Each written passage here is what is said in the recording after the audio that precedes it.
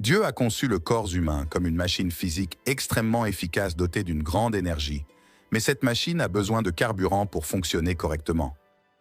Ce carburant, vital à notre survie, est la nourriture.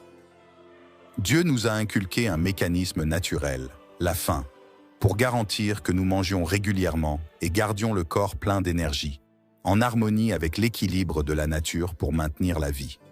Cependant, à une époque où la culture promeut des repas réguliers et souligne l'importance d'un petit déjeuner copieux, pourquoi choisirait-on de jeûner? Manger pour avoir de la force. Dès le plus jeune âge, nous apprenons à l'école la nécessité de prendre 3 repas par jour et de faire de l'activité physique pour maintenir notre santé et notre vigueur. Alors pourquoi certaines personnes choisissent-elles de sauter des repas? On associe couramment l'absence de nourriture au régime, souvent dans le but de perdre du poids ou pour des raisons de santé. Cependant, il y a aussi ceux qui s'abstiennent de manger pour des raisons spirituelles, une pratique connue dans la Bible sous le nom de jeûne. Le jeûne biblique est généralement pratiqué pendant des périodes spécifiques pour atteindre des objectifs spirituels. Par exemple, dans l'Ancien Testament, les croyants juifs devaient jeûner chaque année. Dans Lévitique 16, 29, il est écrit que le 10e jour du 7e mois, vous affligerez vos âmes et ne ferez aucune œuvre, que vous soyez citoyen ou étranger résidant parmi vous. Il s'agit du jeûne de Yom Kippour, également connu sous le nom de jour des expiations, une période sacrée pendant laquelle tout le monde jeûnait dans le cadre de la cérémonie d'expiation. Cet acte collectif de jeûne a eu lieu parce que Dieu voulait que son peuple réfléchisse au salut apporté en ce jour solennel. Le grand prêtre jouait un rôle central lors du jour des expiations, entrant dans le Saint des Saints pour offrir le sang d'un animal, symbolisant l'expiation des péchés collectifs. Selon Lévitique 16, 4, il lavera son corps avec de l'eau dans le lieu saint, revêtira ses vêtements liturgiques, sortira et offrira son holocauste et celui du peuple, faisant l'expiation pour lui et pour le peuple. Ainsi, le jeûne a aidé chaque individu à se connecter spirituellement au sacrifice du grand prêtre, soulignant l'importance de se souvenir et de vénérer le pardon divin des péchés. Jésus a enseigné à ses disciples à pratiquer le jeûne avec un cœur pur et sans ostentation. Dans Matthieu 6, 16, 18, il conseille « Lorsque vous jeûnez, ne soyez pas comme les hypocrites, qui ont l'air abattus pour que les autres voient qu'ils jeûnent. Je vous le dis en vérité, ils ont déjà reçu leur récompense. Mais quand vous jeûnez, oignez votre tête et lavez votre visage, afin qu'il ne paraisse aux autres que vous jeûnez, sauf à votre Père qui est dans le secret. Et votre Père qui voit dans le secret vous le récompensera. » Ce passage souligne l'importance du jeûne en tant qu'expression intime et personnelle de la foi, visible uniquement par Dieu. Le jeûne consiste à renoncer volontairement à la nourriture, l'un des plaisirs fondamentaux du corps, pour atteindre une élévation spirituelle. Quand on choisit de s'abstenir, ce n'est pas pour gagner l'admiration des autres. C'est l'occasion d'une rencontre personnelle et profonde avec Dieu à travers la prière en toute intimité. Si la motivation est l'approbation des autres, ce sera la seule récompense reçue. Lorsque vous planifiez votre premier jeûne, rappelez-vous que la chose la plus importante est l'état de votre cœur et votre relation avec Dieu, et non la durée du jeûne. La Bible enseigne dans Genèse 1, 5 qu'un jour se mesure du crépuscule au crépuscule. Avec ces considérations à l'esprit, vous serez prêt à vous lancer dans ce voyage spirituel, à la recherche d'une rencontre plus intime et plus significative avec le Créateur. De plus, on peut s'inquiéter de la façon dont les autres percevront cette pratique. Cependant, comme Jésus l'a conseillé, le jeûne doit être un voyage personnel et discret et non un spectacle pour les autres. Matthieu 6, 17, 18 renforce cette idée, nous conseillant de garder le jeûne caché aux yeux des autres, en nous concentrant uniquement sur la relation avec Dieu, qui observe en secret et récompense ouvertement. Si des inquiétudes surviennent, rappelez-vous que le but du jeûne est de renforcer l'esprit, et non de prouver quelque chose aux autres ou de répondre à des attentes extérieures. C'est un temps de réflexion et de connexion plus profonde avec Dieu, réalisé avec sincérité et humilité. Le jeûne est une pratique spirituelle profondément enracinée dans l'Ancien et le Nouveau Testament. servant de moyen de rechercher Dieu avec plus de ferveur et de discipline. Jésus lui-même a donné des conseils sur le jeûne dans Matthieu 6, 16-18, soulignant l'importance de le faire discrètement, non pas pour le spectacle, mais comme un acte intime entre l'individu et Dieu. Cependant, il arrive parfois que le jeûne se déroule dans un contexte communautaire. Par exemple, Esdras a jeûné avec environ 4000 personnes pour une cause spécifique, et Esther a appelé tous les Juifs à jeûner pour bénéficier de la protection divine. De même, aujourd'hui, de nombreux chrétiens participent à des journées nationales de prière et de jeûne, s'unissant dans un objectif commun. Le jeûne n'est pas simplement un régime ou une restriction alimentaire pour des raisons de santé. C'est une pratique spirituelle qui vise à abandonner temporairement quelque chose de physique, comme la nourriture, pour gagner en clarté, en purification et en communion avec Dieu.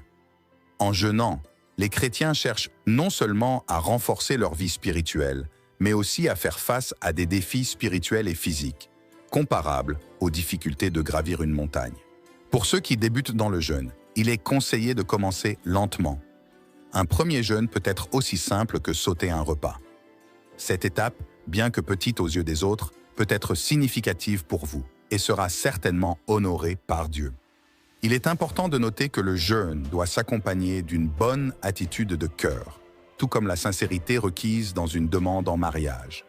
Ce n'est pas la longueur de la demande en mariage qui compte, mais l'intention et l'amour qui la sous-tendent. Lorsque vous planifiez votre premier jeûne, rappelez-vous que la chose la plus importante est l'état de votre cœur et votre relation avec Dieu, et non la durée du jeûne. La Bible enseigne dans Genèse 1, 5 qu'un jour se mesure du crépuscule au crépuscule. Une approche que vous pouvez adopter lorsque vous planifiez votre période de jeûne. Sachez que Dieu accorde plus d'importance à la sincérité et à la profondeur de vos prières qu'au temps que vous passez à jeûner. Avec ces considérations à l'esprit, vous serez prêt à vous lancer dans ce voyage spirituel, à la recherche d'une rencontre plus intime et plus significative avec le Créateur. Lorsqu'ils commencent un jeûne, beaucoup choisissent de commencer après le coucher du soleil, en sautant le repas habituel du soir et en continuant sans manger jusqu'au coucher du soleil le lendemain. Cette méthode, courante chez les Juifs pendant Yom Kippour, consiste à rompre le jeûne avec un repas régulier, généralement partagé avec d'autres. Bien que le jeûne et la prière privée soient fondamentaux dans l'intercession, il peut être bénéfique pour ceux qui découvrent cette pratique de commencer avec le soutien d'une autre personne, surtout si le jeûne est dirigé vers une cause spécifique ou une réponse à une prière. Jésus souligne l'importance de l'union spirituelle dans Matthieu 18, 18-19, où il enseigne « En vérité, je vous le dis, tout ce que vous lirez sur la terre sera lié dans les cieux, et tout ce que vous délierez sur la terre sera délié dans les cieux. Je vous dis aussi que si 2 d'entre vous s'accordent sur la terre concernant quelque chose qu'ils demandent, cela leur sera accordé par mon Père qui est aux cieux. » Ces versets soulignent que la prière partagée ainsi que les accords conclus ensemble ont un pouvoir particulier. Envisager un jeûne partagé revient à planifier des vacances avec un ami. L'expérience a tendance à être plus riche et plus mémorable lorsque les rêves et les expériences sont partagés. Jeûner avec une autre personne vous aide non seulement à rester concentré, mais offre également un soutien émotionnel. Vous pouvez discuter de vos doutes, exprimer vos craintes et demander conseil mutuellement, ce qui peut être crucial pour ceux qui trouvent le jeûne difficile. De plus, terminer un jeûne en compagnie permet une célébration partagée, rendant la réussite encore plus douce. L'expérience commune renforce la responsabilité mutuelle. Tout comme courir ou marcher avec un ami peut augmenter votre dévouement à l'exercice, jeûner avec quelqu'un peut renforcer votre engagement spirituel. Même ceux qui se sentent forts individuellement peuvent bénéficier du soutien et de la camaraderie d'un partenaire de jeûne, surtout lorsqu'ils sont confrontés à des difficultés en cours de route. Par conséquent, lorsque vous envisagez un jeûne, pensez à inviter un ami à vous rejoindre dans ce voyage spirituel, élargissant ainsi les possibilités de croissance et de célébration ensemble. Le jeûne déterminé offre une opportunité d'introspection et de concentration spirituelle. Lorsque vous vous préparez à jeûner, il est essentiel de regarder en vous-même et d'identifier clairement pourquoi vous jeûnez. Les raisons peuvent être variées, et comprendre ces motivations peut renforcer votre détermination et clarifier vos objectifs spirituels. Prenez par exemple le jeune David, qui s'est distingué non seulement par son courage, mais aussi par sa nette conviction face à Goliath. Alors que d'autres soldats israéliens hésitaient, chacun avec ses propres excuses pour éviter la confrontation, David était animé par un objectif défini. Il n'était pas intimidé parce qu'il avait une raison impérieuse de se battre. Ce même principe de détermination ciblée peut être appliqué au jeûne. Avant de commencer votre jeûne, prenez le temps de noter vos raisons. Écrire sur papier. Les raisons de votre jeûne peuvent transformer des pensées vagues et éparses en intentions claires et objectives. Voir vos raisons écrites peut accroître votre concentration et vous aider à respecter votre engagement. Il est également essentiel de planifier soigneusement votre jeûne. N'entrez pas dans cette période avec désinvolture ou négligence. Planifiez votre réussite. L'approche décontractée « j'essaierai jusqu'à ce que j'ai faim » n'est pas suffisante pour un jeûne spirituellement productif. Au lieu de cela, engagez-vous fermement à persévérer dans le jeûne pendant une période de temps prédéfinie, quelles que soient les circonstances. Le jeûne absolu, où vous vous abstenez de toute nourriture et liquide, est un exemple extrême de cette pratique.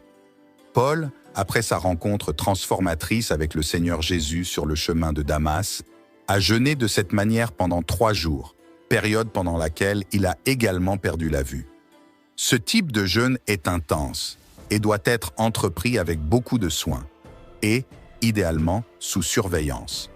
Ainsi, lorsque vous planifiez votre jeûne, considérez-le comme une étape sérieuse de votre cheminement spirituel. Établissez un objectif clair et engagez-vous pleinement en recherchant Dieu et en faisant confiance à sa grâce pour vous soutenir pendant cette période difficile. Lors de la planification de votre premier jeûne, il est prudent de l'aborder avec modération, en évitant le jeûne absolu, qui n'est recommandé que dans des situations de grande détresse ou pour résoudre des problèmes graves comme se libérer des dépendances ou combattre des adversaires spirituels. Ce type de jeûne est décrit dans Actes 9:9, où il est noté que Paul, après sa vision transformatrice sur le chemin de Damas, est resté 3 jours sans manger ni boire. Une forme de jeûne plus accessible et plus courante est le jeûne normal, dans lequel vous vous abstenez de tout aliment solide et ne consommez que des liquides. Ce type de jeûne est souvent évoqué dans la Bible, comme dans Luc 4:2, où il est mentionné que Jésus, lorsqu'il jeûnait dans le désert, ne mangeait rien. Les détails sur la consommation de liquide de Jésus pendant cette période ne sont pas précisés, ce qui indique la nature stricte de son jeûne. De nombreuses personnes choisissent d'éliminer les boissons qu'elles considèrent comme indulgentes, comme les sodas et les jus, pendant le jeûne, reflétant l'idée d'auto-affliction mentionnée dans Ésaïe 58:3. Une autre approche est le jeûne partiel, qui consiste à éliminer certains types d'aliments ou de boissons, mais pas tous. Ce type est illustré par le jeûne de Daniel, décrit dans Daniel 1:12, où Daniel et ses amis choisissent de consommer uniquement des légumes et de l'eau, évitant ainsi le luxe de la table du roi. Daniel pratique également une forme de jeûne partiel dans Daniel 10:3, où il s'abstient de aliments de choix, de viande ou de vin, et n'utilise pas de lotion pendant 3 semaines. Ce type de jeûne consiste à s'abstenir d'aliments considérés comme agréables ou luxueux, comme les sucreries ou les boissons alcoolisées. John Wesley, fondateur du mouvement méthodiste, pratiquait également une forme stricte de jeûne avant les conférences importantes avec ses prédicateurs, ne consommant que du pain complet et de l'eau. Ces périodes de jeûne et de prière étaient des moments de préparation spirituelle qui auraient dynamisé et inspiré les prédicateurs à apporter des changements significatifs à travers leur ministère. Enfin, le jeûne rotatif, moins courant dans les contextes spirituels et plus utilisé à des fins médicales, consiste à jeûner complètement ou partiellement pendant une journée, suivie d'une période au cours de laquelle un seul nouveau groupe alimentaire est introduit à la fois. Cette méthode est utile pour identifier les allergies ou les réactions indésirables à certains aliments. Quel que soit le type de jeûne que vous choisissez, il est essentiel d'aborder cette pratique avec un objectif clair et un plan bien défini, en veillant à ce que l'expérience teste non seulement votre résilience physique, mais approfondisse également votre connexion spirituelle et votre engagement envers vos croyances.